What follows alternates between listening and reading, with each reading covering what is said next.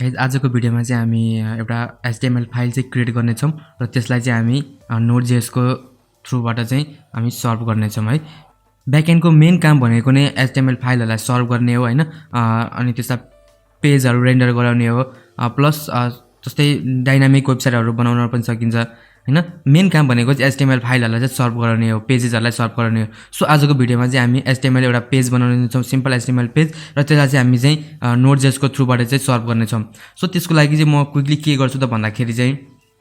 यहाँनिर tut 57.html भनेर एउटा फाइल बनाउँछु हैन।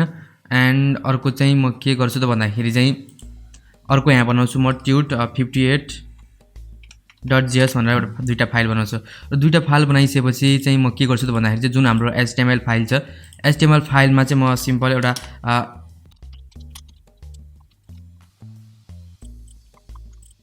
ओके सो यहाँनिर HTML को सो यहाँनिर मैले HTML मा चाहिँ स्पेलिङ मिस्टेक गरेको छु हैन। सो यो चाहिँ माइनर मिस्टेकहरु हो अनि हजुरहरुले चाहिँ अलि ध्यान दिएर गर्नु होला है। सो म के गर्छु त भन्दाखेरि चाहिँ सिम्पल यहाँ बनाउनको लागि चाहिँ म के गर्छु भन्दाखेरि चाहिँ बडीमा एउटा डिभ बनाउँछु हैन, र यसमा क्लास दिदिन्छु होम भनेर, र होम भनेर बनाइसकेपछि चाहिँ म यो डिभ भित्र चाहिँ अब के गर्छु भन्दाखेरि चाहिँ एउटा h2 पास गर्छु। we are serving HTML file भन्छु म। एन्ड अर्को चाहिँ म के गर्छु त भन्दाखेरि चाहिँ वेलकम ब्याक भन्छु म। र यो वेलकम ब्याक भनेर बनाइसकेपछि चाहिँ वेलकम ब्याक भनेर बनाइसकेपछि म यहाँनिर स्टाइल पनि यही भित्र गर्न चाहन्छु। म स्टाइलमा के गर्छु भन्दाखेरि जुन हाम्रो होम छ यसको ब्याकग्राउन्ड कलर होस्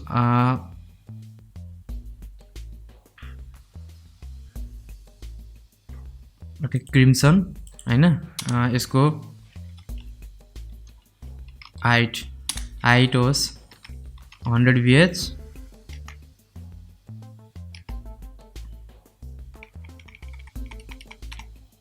एन्ड यसको जुन विड्थ छ यसको ओके जुन यसको विड्थ छ यसको विड्थ होस् 100%। सो म यसलाई सेभ गर्छु र सेभ गरिसकेपछि म यसलाई ओपन विथ लाइभ सर्भर गर्छु। र ओपन विथ लाइभ सर्भर गरिसकेपछि एज यु क्यान सी यसले जुन हाम्रो डिभ छ ओके यो मैले यो जुन यो ब्याकग्राउन्ड कलर राखेको छु, यो ब्याकग्राउन्ड कलर चाहिँ मैले के गर्न सक्छु भन्दाखेरि चाहिँ यसमा नराखेर यो पुरै बडीको चाहिँ ओके सो म यसलाई के गर्छु, म यसको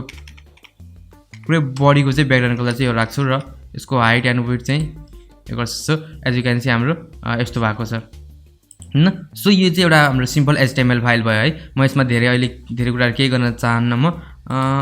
के गर्छु त भन्दाखेरि चाहिँ जुन हाम्रो h2 र h3 छ यसको चाहिँ टेक्स्ट अलाइन चाहिँ के होस् सेन्टर होस्, यति गर्छु म। टेक्स्ट अलाइन सेन्टर गरिसकेपछि सेन्टर भएको छ हैन। ओके यसलाई म यति नै राख्न चाहन्छु है। यो मेन यो HTML को भिडियो हैन, यो हाम्रो HTML फाइल सर्भ गर्ने कुरा हो। सो म यहाँ के गर्छु भन्दाखेरि चाहिँ कन्स्ट गरेर सन्दा सुरुमा त जुन हाम्रो http छ http लाई म रिक्वायर गर्छु, रिक्वायर गरेर म के गर्छु http। सो अब हामीले यहाँले चाहिँ फाइलहरुलाई चाहिँ इम्पोर्ट गर्नुपर्ने हुन्छ हैन। सो हामीसँग चाहिँ फाइल भन्ने चाहिँ हुन्छ हैन। सो म यहाँ के गर्छु भन्दा const fs equal to require, हामीसँग fs मोड्युल भन्ने हुन्छ हैन, fs मोड्युल भन्ने हुन्छ। यो यसको बारेमा भन्छु म। यसको बारेमा चाहिँ के छ भन्दाखेरि चाहिँ file module in Node.js। So file system छ हैन। म देखाउँछु हजुरहरुलाई के हो भनेर। So as you can see हामीले चाहिँ हैन यो फाइल सिस्टममा चाहिँ डिफ्रेन्ट कुराहरु छ के। अब फाइल ह्यान्डल हुन्छ, फाइल ह्यान्डल हैन, as you can see different छ। फाइल ह्यान्डल डट क्लोज भन्ने छ, त्यसै प्रोमिसेस छ, fs प्रोमिस छ, एज यु क्यान सी हैन यहाँनिर डिफ्रेन्ट कुराहरु चाहिँ सबै कुराहरु चाहिँ हाम्रो चाहिँ फाइल सिस्टम भित्र चाहिँ आउँछ जस्तै फाइल रिड लिंक भन्ने छ हैन रिड फाइल भन्ने छ एफएस रिड भन्ने छ यो सबैहरु चाहिँ के हो भन्दाखेरि चाहिँ हाम्रो फाइल सिस्टमको अन्डरमा चाहिँ आउँछ एज यु क्यान सी है धेरै छ अब यसलाई चाहिँ कसरी सबैभन्दा सुरुमा त हामीले इम्पोर्ट गर्नुपर्ने हुन्छ सो इम्पोर्ट गर्नको लागि चाहिँ मैले गरिसकेको छु हैन मोड्युललाई इम्पोर्ट गरिसकेको छु सो हाम्रो इम्पोर्ट भइसकेको छ सो हेर्न सक्नुहुन्छ है हजुरले यो वेबसाइटमा आएर चाहिँ यसलाई चाहिँ राम्रोसँग हेर्नु होला हैन त्यसपछि गएर हामी जान्छ हाम्रो कोडमा सो मैले यहाँनिर कन्स्ट रिक्वायर एफएस गरेको छु हैन यो भनेको चाहिँ फाइल सिस्टमले चाहिँ यसले चाहिँ रिक्वायर गर्छ र यसपछि चाहिँ म अब चाहिँ के गर्छु भन्दा एउटा कन्स्ट बनाएर एउटा के गर्छु भन्दाखेरि चाहिँ फाइल कन्टेन्ट भन्ने एउटा भेरिएबल बनाउँछु र यो फाइल कन्टेन्ट भन्ने भेरिएबलमा चाहिँ म के गर्छु त भन्दाखेरि चाहिँ जुन हाम्रो छ नि एफएस डट म के गर्छु यहाँनिर रिड फाइल सिंक भन्ने छ म रिड फाइल सिंकमा चाहिँ के गर्छु त भन्दाखेरि चाहिँ जुन हाम्रो यो ट्युट 57 मा मैले जुन एचटीएमएल बनाएको छु म यो सिम्पल यसमा चाहिँ यसको थ्रुबाट चाहिँ म यसलाई चाहिँ पास गर्छु एज यु क्यान सी मैले एउटा फाइल कन्टेन्ट भन्ने एउटा भेरिएबल बनाएको छु र यसमा चाहिँ मैले रिड फाइल सिंक भन्ने चाहिँ मेथड चाहिँ युज गरेको छु सो अब यति गरिसकेपछि चाहिँ अब यसलाई चाहिँ हामी चाहिँ यसलाई सर्भर चाहिँ बनाउनु पर्ने हुन्छ सो म एउटा कन्स्ट गरेर म यहाँनिर कन्स्ट सर्भर भन्ने एउटा भेरिएबल बनाउँछु र बनाइसकेपछि चाहिँ server dot http dot create server गर्छु र यसमा चाहिँ म एउटा के गर्छु भन्दा कल ब्याक फंक्सन चाहिँ पास गर्छु जसले चाहिँ रिक्वेस्ट र रेस्पोन्डलाई चाहिँ एज अ आर्गुमेन्टको रूपमा लिन्छ हैन मैले भनिसकेको छु सो म यहाँनिर यसलाई पास गर्छु सो अब यसमा चाहिँ डिफ्रेन्ट कुराहरु चाहिँ सबभन्दा सुरुमा त म के गर्छु जुन रेस्पोन्सको रूपमा हामी इन गर्ने हो त्यसमा चाहिँ जुन हाम्रो फाइल कन्टेन्ट छ फाइल कन्टेन्ट भनेको यो है जुन हामीले यहाँनिर पास गरेको छौं यो फाइल कन्टेन्टमा चाहिँ कुन छ र ट्युट 57 लाई चाहिँ हामीले पास गरेको छौं यो चाहिँ पास होस् त्यस्तै अब अर्को चाहिँ के छ भन्दाखेरि चाहिँ हामीसँग रेस्पोन्स डट यो भन्दा अगाडि मैले सेट हेडर गरेको थिएँ भने यसपालि यो ताल चाहिँ म के गर्छु भन्दाखेरि चाहिँ म राइट हेड भन्ने चाहिँ युज गर्छु राइट हेड भन्नेले चाहिँ के गर्छ भन्दाखेरि यसले चाहिँ ब्राउजरलाई चाहिँ डिरेक्सन दिन्छ कि कस्तो खाले फाइलहरु चाहिँ सर्भ भइराछ भन्ने कुरा सपोज अब मैले यहाँनिर के गर्छु भन्दाखेरि चाहिँ म 200 भन्ने बनाउँछु हैन 200 जो चाहिँ सक्सेसको रूपमा चाहिँ एउटा सक्सेस लिंकको रूपमा चाहिँ कनेक्टको रूपमा चाहिँ यसले चाहिँ डिनोट गर्छ एन्ड जुन हाम्रो कन्टेन्ट टाइप छ जुन हाम्रो कन्टेन्ट टाइप छ यो चाहिँ के होस् भन्दाखेरि चाहिँ जुन हाम्रो कन्टेन्ट टाइप छ यो चाहिँ एउटा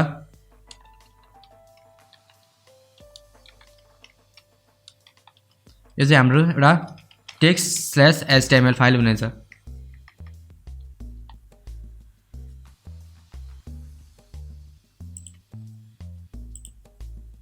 ओके है बुझ्नु भयो होला हजुरले यो चाहिँ एउटा सिम्पल हाम्रो हुनेछ र अब मैले यसलाई चाहिँ लिसन गराउनु पर्ने हुन्छ म server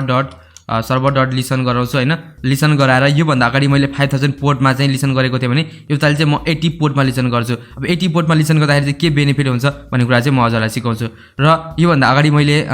local host so local होस्टको चाहिँ हाम्रो के छ भन्दाखेरि चाहिँ 127.0.0.1 यो चाहिँ हाम्रो लोकल होस्ट चाहिँ यो चाहिँ लोकल होस्टको चाहिँ हाम्रो के हो आईपी एड्रेस हो हैन सो यो यसमा चाहिँ हामीले चाहिँ एक्सेस गर्न सक्छौं सो सर्भर चाहिँ हाम्रो 80 पोर्टमा लिसन गर्नेछ र कुन लिंकमा भन्दाखेरि चाहिँ यो चाहिँ हाम्रो लिंक हो है जस्तै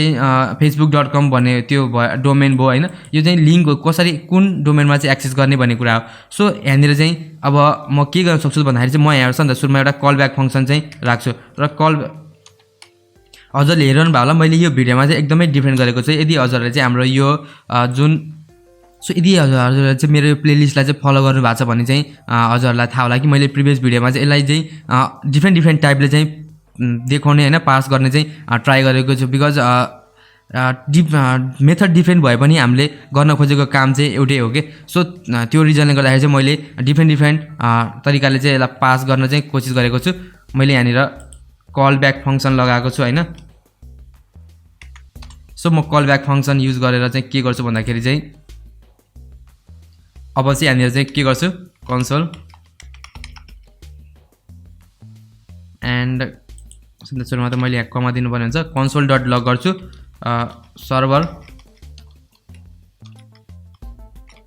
server is listening at port 80 यो पोर्ट 80 गर्नुको फाइदा के हुन्छ भन्ने कुरा म हजुरलाई भन्ने छ अहिले केही टाइममा सो म यसलाई सेभ गर्छु र यो सेभ गरिसकेपछि चाहिँ म यसलाई चाहिँ के गर्छु भन्दाखेरि चाहिँ रन कोड गर्छु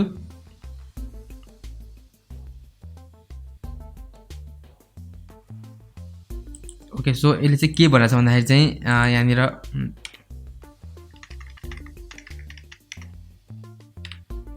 सो म यसलाई अगेन सेभ गर्छु र सेभ गरेर न्यू टर्मिनल गर्छु एन्ड यसलाई रन कोड गर्छु र रन कोड गरिसकेपछि एज यु क्यान सी हाम्रो server is listening at port 80 भनेको छ हैन अब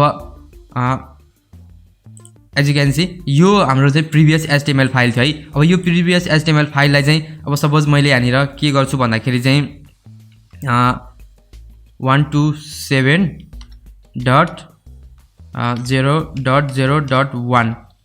यति गरेर हानिसकेपछि चाहिँ एज यु क्यान सी हाम्रो चाहिँ